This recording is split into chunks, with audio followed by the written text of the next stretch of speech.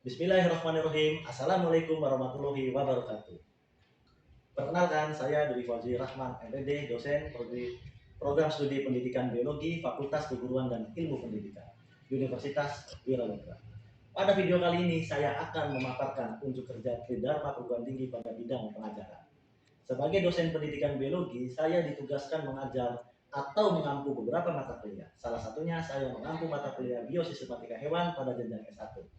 Semester genap tahun 2025-2026, khususnya di semester 4, sebagai mata kuliah pokok dengan rumpun keilmuan biologi.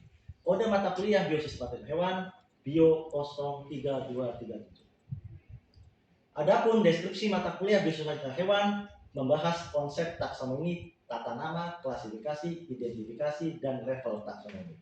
Konsep dasar taksonomi, sejarah, manfaat, dan hubungan taksonomi dengan ilmu lain.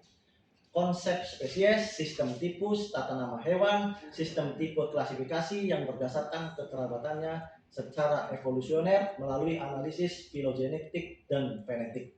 Prinsip biosistematika dan peran pentingnya bagi biologi dan biokonservasi, serta mempelajari komponen taksonomi dan evolusi makhluk hidup, serta membekali keterampilan mahasiswa untuk mengonstruksi pohon filogeni dan menganalisisnya. CPL mata kuliah sesuai dengan kurikulum. Dalam sub bidang keilmuan biologi, mahasiswa mampu menguasai konsep teoritis biologi sel dan molekuler, biokimia, biofisika, biosistematika, struktur dan perkembangan, fisiologi, genetika, evolusi, bioteknologi, mikrobiologi, ekologi, dan konservasi secara umum atau P.1.3. Adapun CPMK pada mata kuliah Biosistematika Hewan yaitu mampu menjelaskan tentang konsep taksonomi, tata nama, klasifikasi, dan level taksonomi, prinsip biosistematika dan peran pentingnya bagi biologi dan konservasi, serta mempelajari komponen taksonomi dan evolusi makhluk hidup.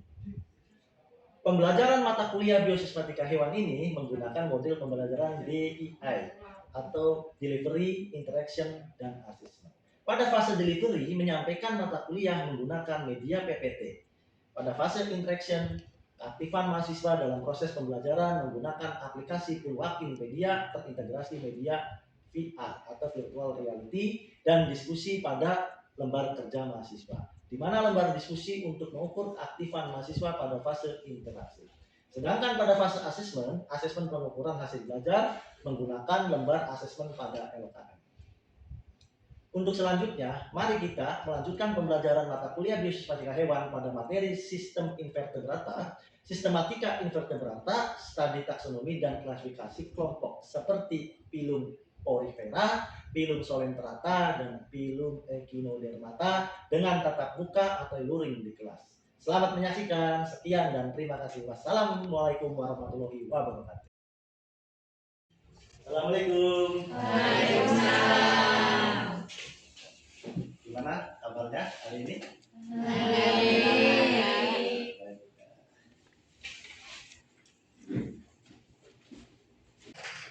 Untuk pertemuan hari ini ya kita lanjut ya terkait dengan perkuliahan Biosistematika Hewan ya mengenai beberapa film yang akan disampaikan yaitu film Porifera, Solentrata, dan film Echinodermata. Ya. Tapi sebelum itu ya kita kembali mengingat ya perkuliahan sebelumnya yaitu terkait dengan film protozoa ya, di mana pada film protozoa itu adalah tingkatan yang paling rendah pada konteks invertebrata ya. Nah, saudara pahami bahwa pada klasifikasi hewan itu ya terdapat dua istilah yang terkait dengan hewan itu dibedakan menjadi berdasarkan lapisan tubuhnya menjadi dua ya. Yang pertama adalah diploblastik, yang kedua adalah tripoblastik ya. Jadi nanti kita di film yang Porifera yang akan kita pelajari hari ini ya, lalu film Solentrata dan juga film Echinodermata ya, apakah itu nanti kita bisa golongkan atau klasifikasikan pada hewan yang termasuk tripoblastik ataupun yang termasuk tripoblastik ya. Jadi nanti ya kita bisa mengidentifikasikan berdasarkan lapisan tubuh ya. Lalu kemudian kalau pada hewan tripoblastik itu kan nanti dibedakan lagi menjadi tiga ya, yaitu berdasarkan ada dan tidak adanya rongga tubuh ya.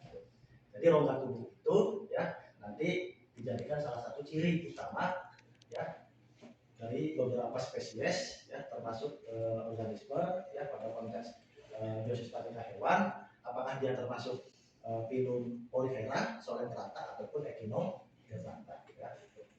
Dibedakan menjadi 3 ya. Yang pertama adalah berdasarkan ada dan tidak adanya selon itu dibandingkan menjadi ketiga. Yang pertama adalah aselomata, yaitu tidak adanya rongga tubuh ya. Jadi selon itu adalah rongga tubuh. Lalu yang kedua yaitu adalah Pseudoselomata yang disebut dengan rongga tubuhnya semu ya, seperti itu.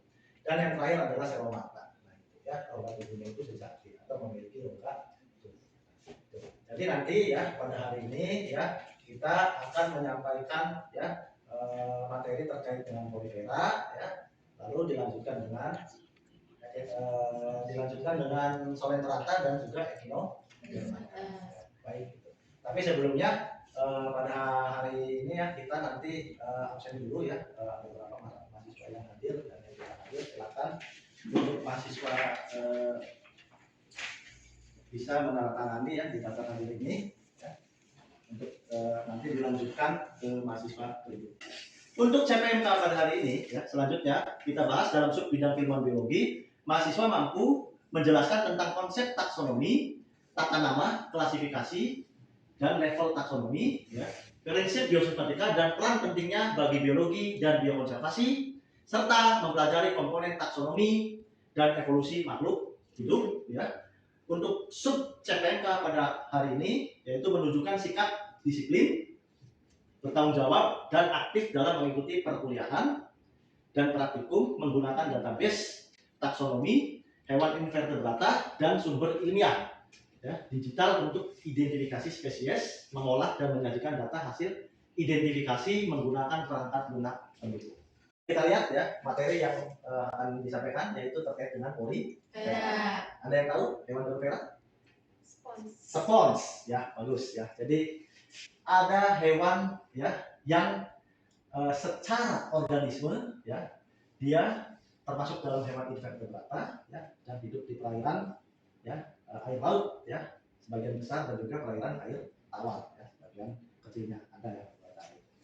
Jadi nanti kita lihat ya bahwa pada materi sebelumnya ya kita sudah mempelajari ya saudara sudah mempelajari bahwa yang namanya sistem klasifikasi itu ya berdasarkan tingkatan, baik tingkatan rendah ya menuju ke tingkatan yang paling tinggi ataupun tingkatan yang paling tinggi menuju ke tingkatan yang paling rendah. Ya.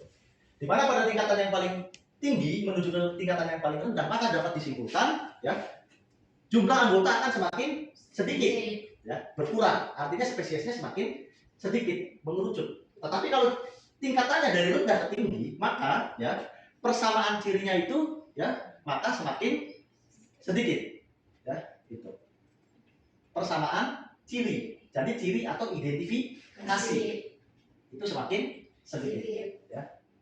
Di sini ada 8 ya yang dijadikan satu identifikasi berdasarkan ya ciri-ciri yang ada pada hewan Polyphera. Di antaranya yang pertama adalah multiseluler ya.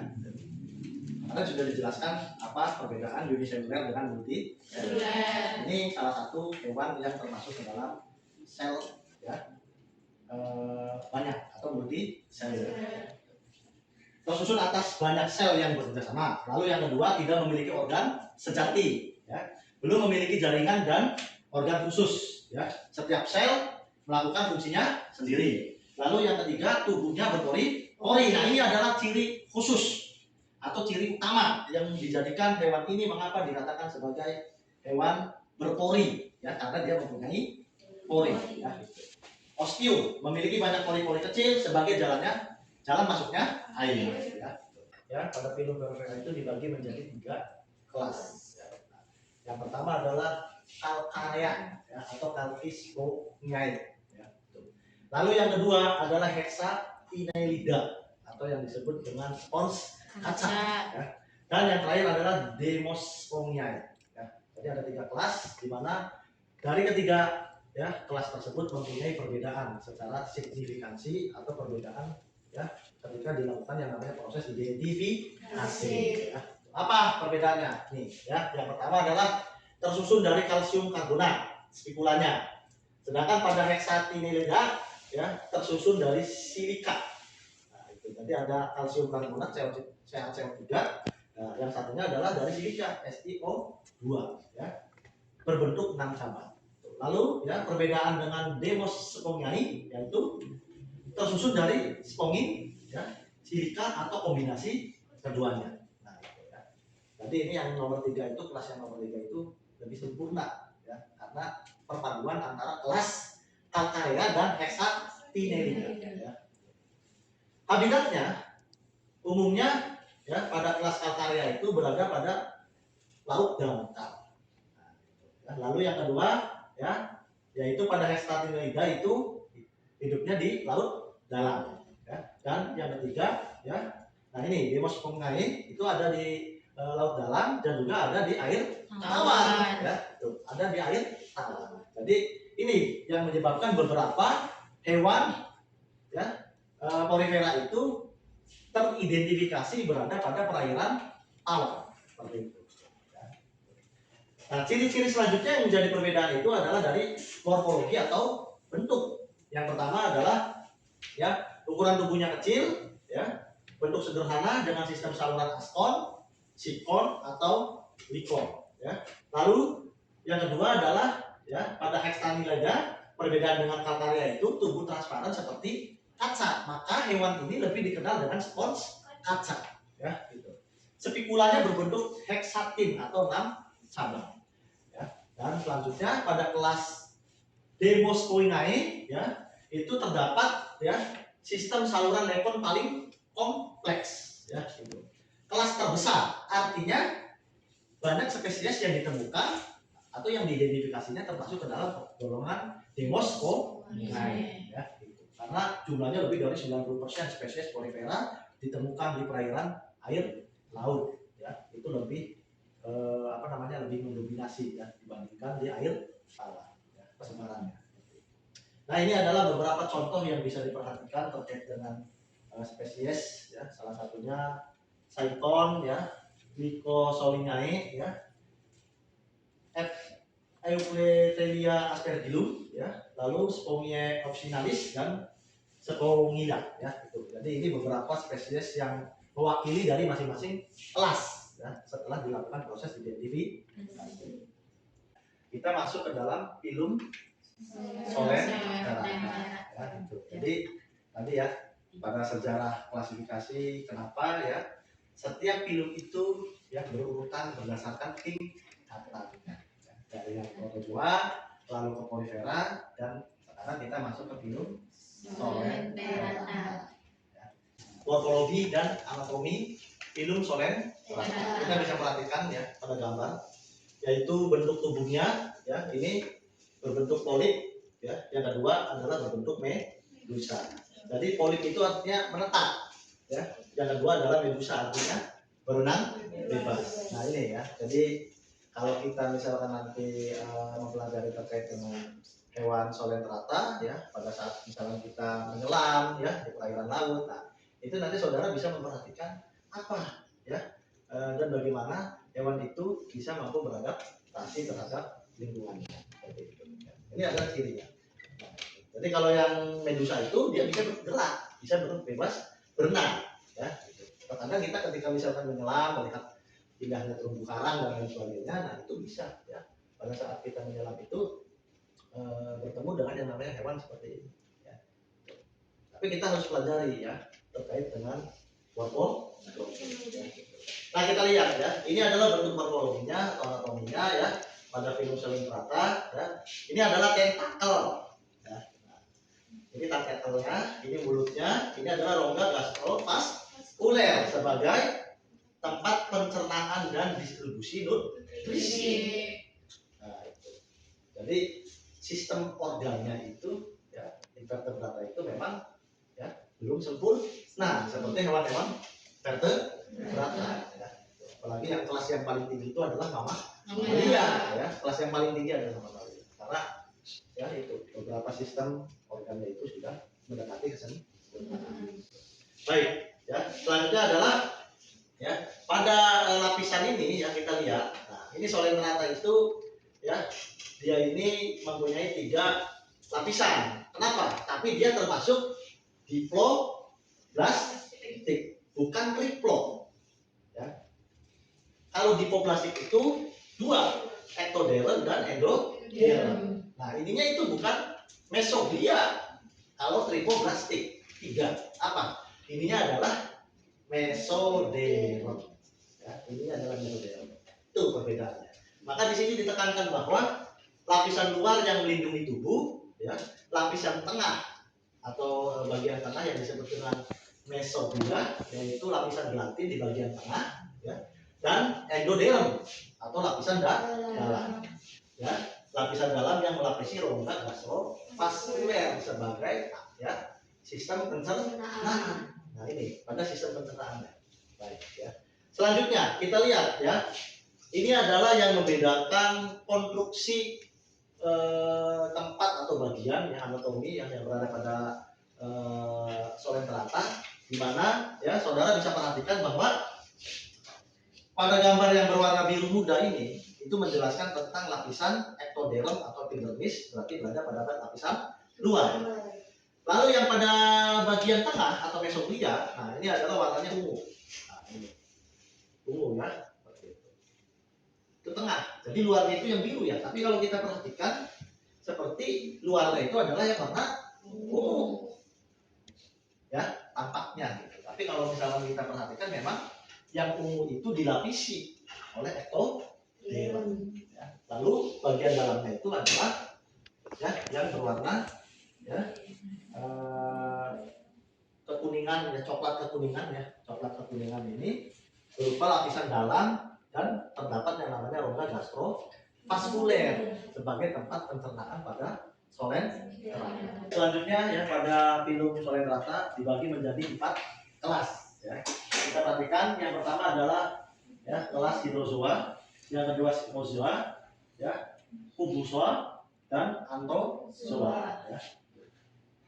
Di mana pada kelas hidrozoa, ya, itu ciri-cirinya adalah fase polip lebih dominan, ya, medusa kecil atau tidak pada beberapa spesies.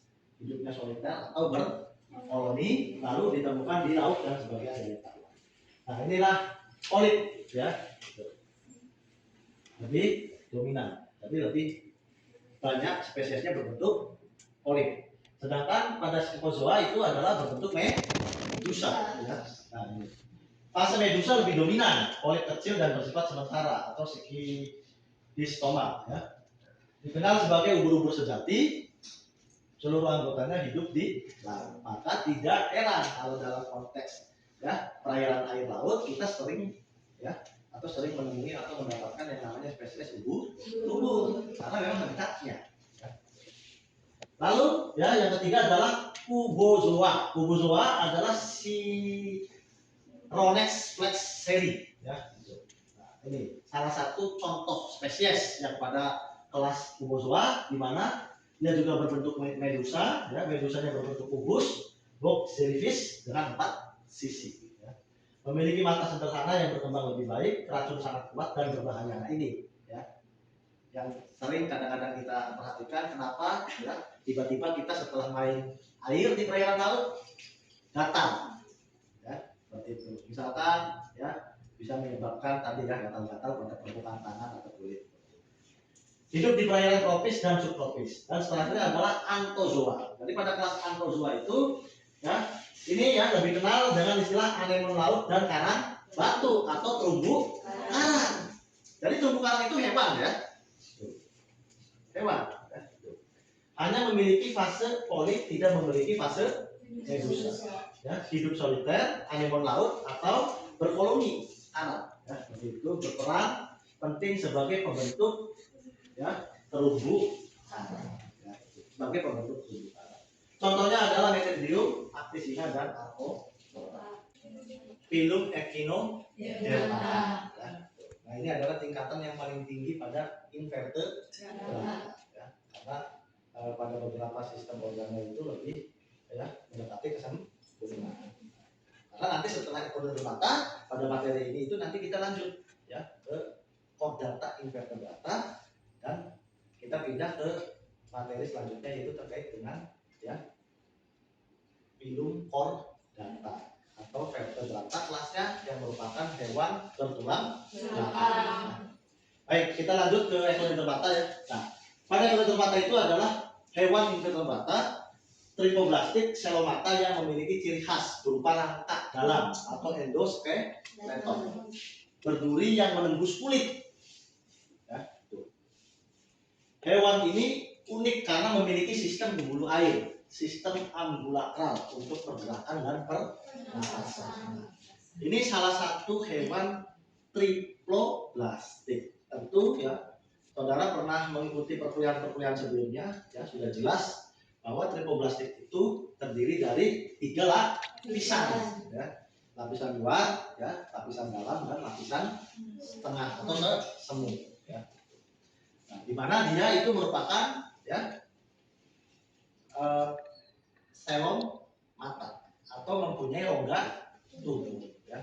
Saudara perhatikan ciri-ciri umum pada Echinodermata itu, ya, diantaranya ya 1 simetri tubuh, ya. Nah ini, yang kedua adalah kulit berduri, yang ketiga adalah sistem ambulakral, yang keempat sistem pencernaan, yang kelima sistem saraf, ya, daya regenerasi, ya, 7 ekspresi dan sirkulasi. Artinya sistem-sistem secara fungsi fisiologis ini yang membedakan secara khusus mungkin dengan beberapa filum yang sebelumnya, baik itu adalah arthropoda, ya, ataupun molus. Jadi nanti ya ini dijadikan salah satu identifikasi yang menyebabkan kenapa spesies tersebut dikelompokkan atau digolongkan menjadi ya kelompok hewan Echinodermata. Ya. Baik, ya kelas yang selanjutnya yang ada pada filum Echinodermata yaitu adalah Echinodea atau bulu babi, ya, dan dolar. Jadi nanti ya kalau saudara misalkan di perairan laut atau jalan-jalan ke pantai, hati-hati dengan hewan ini. Ya, kita lihat, ya, perhatikan apa ya keunikan dari hewan ini sehingga hewan ini menjadi daya tarik sebetulnya bagi para penyelam atau diving. Ya. Yang pertama adalah tidak memiliki lengan dan tubuhnya, cenderung berbentuk bulat atau pipih.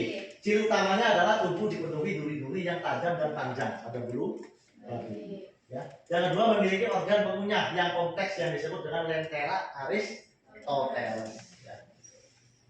Nah ini adalah bentuk morfologinya, kita perhatikan ya. Durinya tajam dan panjang, tubuhnya bulat tanpa lengan, mulut di bagian bawah tidak terlihat ya dari atas. Nah ini adalah organ pengunyah. Nah ini dia, ya. Kita perhatikan bentuk mulutnya seperti mirip dengan Archinidia atau laba-laba, gitu ya. Jadi contoh spesiesnya ya Diadema scarsum, bulu babi berduri panjang, lalu ada Echinaresius parma, dolar pasir. Nah ini ya, mungkin di perairan Indonesia itu ya ada beberapa di wilayah tertentu ya. Echinometra metei, landak laut. Nah kalau landak laut ini ya familiar, sering kita dengar ya spesies ini. Nah yang terakhir adalah Dendroaster eccentricus atau yang disebut dengan dolar pasir atau sandela. Ya. Mungkin kalau yang bentuknya seperti dolar pasir ya itu tidak seperti familiar ya bulu babi ya di perairan Indonesia. Jadi ini perlu kita kaji bersama ya apakah memang habitatnya ya pada hewan tersebut itu menyebabkan ya organisme itu tidak tumbuh dengan baik. Selanjutnya pada fase interaksi ya kita akan membagi ya 2 kelompok ya untuk bisa melakukan identifikasi dengan menggunakan VR ya. Nah ini kebetulan apa sudah bawa alatnya ya. Nanti dibagi menjadi 2 kelompok. Yang pertama ya silakan Anda gunakan alat ini ya. Terus identifikasi menggunakan ya penggunaan alat ini yaitu terkait dengan VR-nya ya untuk bisa melakukan identifikasi pada filum Solenterata dan juga Echinodermata. Bisa dipahami? Bisa. Ya. Jelas ya? Nah baik, nanti selanjutnya dibagi kelompoknya silakan menjadi 2 kelompok ya. Satu kelompoknya bisa 7 atau 8 orang ya. Oke, silakan gunakan ya, perhatikan dulu ya. Nah nanti nanti cara penggunaannya Bapak arahkan ya. Ya, bisa dijelaskan apa yang dilihat? Di pantai sini ada bulu babi. Terus? Bulu babi ini termasuk kingdom Animalia yang termasuk juga divisi filum Echinodermata dengan subdivisi Eleutherozoa, kelasnya Echinoidae, ordonya Diadematoida, famili Diademarchidae, genusnya Diadema dengan spesies Diaderma setosum. Bulu babi ini dapat dikonsumsi di bagian telur bulu babi atau yuni sebagai makanan laut bernilai tinggi. Cangkang dan durinya bisa digunakan untuk penelitian biologi laut. Juga berperan menjaga ekosistem laut dengan memakan alga berlebih di karang. Jelaskan. Nah, selanjutnya juga di sini saya menemukan spesies yang sama Pak, yaitu dari filum Echinodermata, yaitu Echinus melo. Di mana di sini masuk ke kingdom Animalia, filumnya masih sama Echinodermata, kelas ordonya Echinodea, dan spesiesnya di sini Echinus melo. Echinus melo ini membantu menjaga keseimbangan ekosistem laut dengan memakan alga di dasar laut dan gonadnya. Juga bisa dimanfaatkan sebagai bahan makanan laut di beberapa negara. Baik, setelah kalian melihat ya menggunakan media VR ya, selanjutnya hasil identifikasi silakan kalian catat dengan tabel yang sudah disediakan, lalu kerjakan ya pada tahap asesmen ini ya, penilaian, yaitu ya. Nah, ini ada beberapa penggunaan ya atau cara menuliskan identifikasi dari hasil yang kalian dapatkan ketika menggunakan VR tadi ya. Baik, untuk asesmennya silahkan kalian isi ya apa yang sudah disampaikan tadi ya. Kita lihat di sini ada hasil diskusi kelompok mahasiswa ya dan kerjakan ya asesmen pada penilaian tersebut ya. Yang pertama adalah berdasarkan hasil pengamatan media VR, Anda menemukan filum ya Coelenterata dan Echinodermata di lokasi mana saja atau itu. Lalu yang kedua, jelaskan ciri umum dari filum Coelenterata dan Echinodermata. Yang ketiga, sebutkan kelas pada filum Coelenterata dan Echinodermata yang kalian ya, dapatkan pada saat menggunakan media VR. Silakan buka ya link asesmennya dengan menggunakan Android ya di HP ya. Setelah itu kerjakan ya. Saya beri waktu ya, Bapak beri waktu ya 10 sampai 15 menit. Cukup ya? Nah, cukup. Dan bagaimana, Seru? Bagus hasilnya? Mudah dipahami? Ya, sangat mudah dipahami ya. Nah, mudah-mudahan dengan penggunaan media VR itu bisa membantu kita lebih mudah mempelajari yang namanya spesies yang ada di perairan ya, yang lebih condong habitatnya itu berada di perairan ya. Karena kalau kita tidak menggunakan media tersebut, ya otomatis kita harus lebih real lagi lah seperti itu ya. Ini dengan adanya bantuan VR, mudah-mudahan kita lebih mudah mempelajari spesies ya dari beberapa tingkatan ya klasifikasi hewan. Baik, itu ya untuk pertemuan hari ini. Alhamdulillah, mudah-mudahan ya apa yang kita pelajari bisa bermanfaat. Semoga ya bisa menambah wawasan kita, keilmuan kita. Mudah-mudahan ya apa yang kita ya pelajari hari ini mendapatkan keberkahan oleh Allah Subhanahu wa taala. Amin. Amin. Baik, itu saja ya. Saya akhiri bila kami berada, mohon maaf kalau kalian ada salah yang kurang benar ya. Wassalamualaikum warahmatullahi wabarakatuh. Waalaikumsalam.